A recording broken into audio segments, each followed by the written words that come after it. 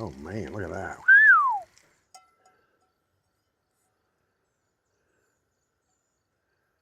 Afternoon, folks. I'm Dave Canterbury with Suffer Alliance Outfitters and the Pathfinder School. Today, what I thought we'd do is cook ourselves a quick tailgate lunch. I just got back from Florida last night, actually, about 9 o'clock. And I've been down there for the Florida Outdoor Expo in West Palm Beach. My schedule has been back to back to back to back lately, hence the lack of video content other than a few shorts here and there. I had an event down in Florida, an adventure camp in Florida, came back up, did a navigation class back to back with an advanced class, left again for Florida for the Outdoor Expo, and just came back. So my last 4 weeks have been pretty slammed together. And it's not getting any better. We have an advanced navigation course that starts on Thursday. So today, what I want to do is I want to get some content out there for you guys on basic camp cooking. It's going to be maybe a 10-part series, a very small series, but concentrated more on what are the things that you need and how to manipulate them to cook some really good food. And we're going to cook some wild game, like we're going to do today, and we're going to cook some things that we bring in as well and show you how to make some quick and easy, just add ingredients type meals as well. The thing to understand with this, and you can see now what I'm doing is I'm boiling some potatoes, and I don't want them to cook completely. I have thin sliced these potatoes, and now I want them to just cook up enough that when I fry them, they'll get done fairly quick. If I boil them to the point where they're mushy, then I've basically made mashed potatoes at that point. So we're only gonna let this water boil for about 3 minutes before we pull it off and drain that water from the potatoes to then start cooking our meat, and then we'll fry the potatoes in that grease as well. So what we're gonna do today is we're gonna use a very simple skillet and lid to cook everything that we're going to cook today. See, I got a little leak coming out of my stove there. Not real fond of that, but for now, it's okay. So we're gonna use one simple 8-inch skillet, the Pathfinder carbon steel skillet and domed lid. The important thing about this is that domed lid allows you to do things like using it for more of a Dutch oven. So you can use this one skillet to cook a lot of things. And that's what's important when you are deciding what cookware you're going to buy, what you're going to use and put in your kit, is to minimalize things the best you can so that you get the most versatility out of what you are carrying, just like every other piece of your kit. And a skillet with a good lid on it that's domed like that is a good example, because this lid has a rim around the top of it as well, so that you can stack coals on top of it and they will lean in here out of the fire and they won't fall off, so you can cook from the top down. Then you can raise that thing up off the fire a little bit to get less heat at the bottom so you don't burn food when you're trying to bake things like biscuits in a skillet. And I put a video short up about that yesterday, so it's on my Instagram channel. So now that we've got that done, we're gonna drain these potatoes off, and then we're gonna talk about some wild game meat that I can't wait to share with you today. Stay with me. All right, so we've drained those potatoes off now, and just throw the skillet back up on the burner to evaporate any water that was left over. We don't want water in here because we're gonna put grease in here now, okay?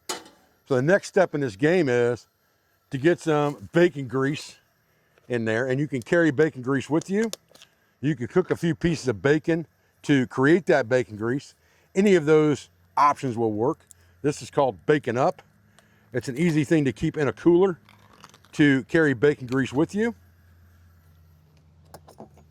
Or again, like I said, you could just cook up a couple pieces of bacon or salt pork and do it that way. So we'll put a good tablespoon of that in here and let it heat up. Let our spoon heat up a little bit too, so it melts off the spoon. We're in pretty good shape here. And we set that aside. We can set our potatoes aside for the minute off to the side here. And we'll let this grease heat up, and now we're going to prepare our meat. So what I brought out today was some alligator cheek meat, okay? And this is from one of the gators that we killed down in Florida a couple weeks ago. And this is that cheek muscle meat. That's just one giant cheek right there. Now, if you look at this cheek meat, you've got a gristle layer here or a sinew type layer here. You don't want that in what you're cooking, okay? So if you've got some of that on there, you can either trim that off before the fact, or you can trim it off after the fact. It doesn't really matter. But you definitely don't want to cook that in your meat because it's going to be tough, okay? we'll just kind of get that out of the way. So we're going to cut across this kind of like you would a flat iron steak. This is basically all muscle right here, okay? And we want to thin slice this. So we're going to get us a piece of it up here. I've cut it open to the muscle right there, to the connective tissue right there. And now I'm just going to take my knife and cut a fillet off here, just like that. And I'm cutting across the muscle when I'm doing that, basically. And I'm just lifting it up to get myself a piece of fillet there, and then cutting into it, just like that. And we're cutting these fairly thin. We don't want these to be thick, all right? The thinner this is, the easier it's going to cook for us, and the more tender it's going to be. There's a lot of different ways you can cook this stuff, but I find this to be one of the easier ways of cooking it and making it taste decent.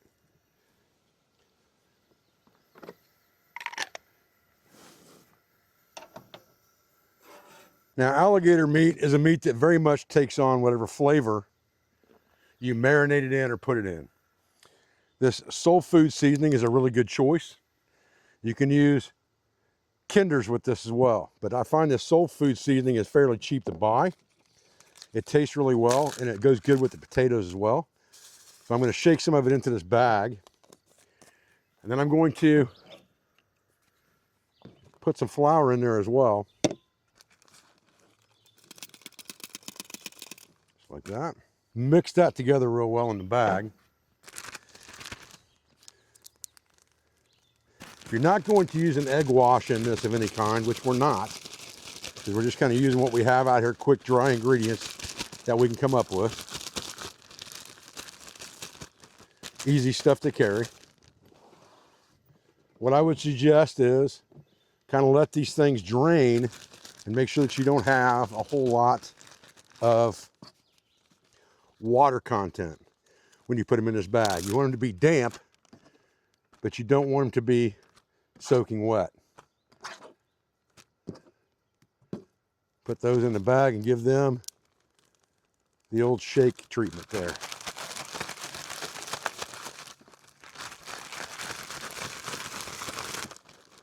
That should get that coated enough. Now, what I suggest with this is you kind of let this sit for a minute in the bag. Just kind of pull it off to the front here. I'm just pulling these out to the front, away from any of the powder that's in there. And I want to let them just rest for a second. And that will help that breading hold better in the skillet too. So I just set everything off to the front and to the side there. And I'm going to give that just a couple minutes while I'm making sure that my grease is ready. As soon as I can see that sheen on top of that grease, I know that grease is ready. We'll just drop a test piece in there. Oh yeah, she's bubbling right up. See that? Perfect. Exactly what we want.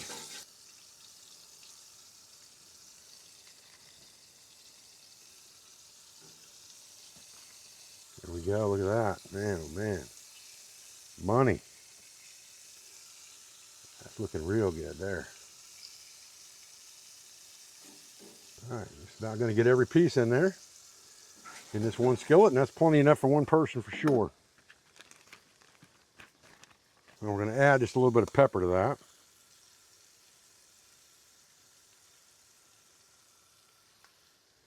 And we'll give that about 2 minutes aside before we flip it. Deep frying some alligator cheek meat on the old Coma stove in the Pathfinder 8-inch carbon steel skillet, available at selfrelianceoutfitters.com. We've been selling the skillet for over 2 years now. Developed it about 3 years ago. The thing is just absolutely perfect when it comes to camp cooking.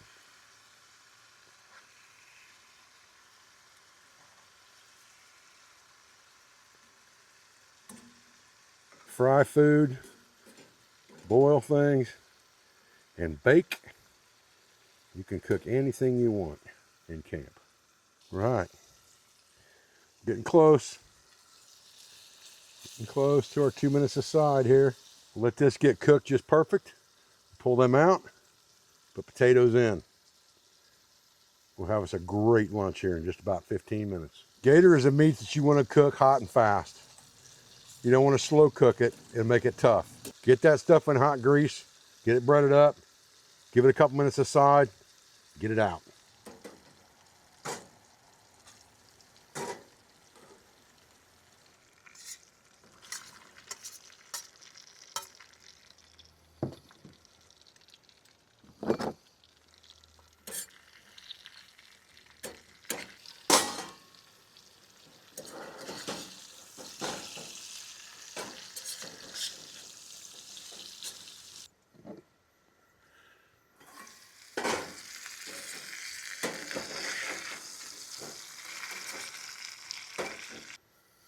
Right. Man, things are getting nice. Golly. All right, so we've put that cheek meat back in now just to kind of heat it back up. Get everything warm. The potatoes are ready. I'll probably go ahead and just kind of flip this around one time, just a little bit. Give it a couple more minutes in here just to get everything good and warm. And then we're gonna be ready. I'm gonna cut the potatoes up just a little bit just to make sure they cut well and they're cooked all the way through. That'll usually tell you. You put a spatula through them, if they don't crunch, they're good. All right, guys, I gotta tell you, I've done snuck up on some of this gator meat while the potatoes were cooking, but eat this stuff with your fingers. Take that stuff and just dip it in that peppered mayonnaise. So hot. Ooh, hot. That stuff just melts in your mouth like butter. A little too hot to be grabbing onto it with your hands. Man. That cheek meat is the bomb. I actually like it better than what they call a jelly roll or the tenderloin of the gator tail. I like the cheek meat better.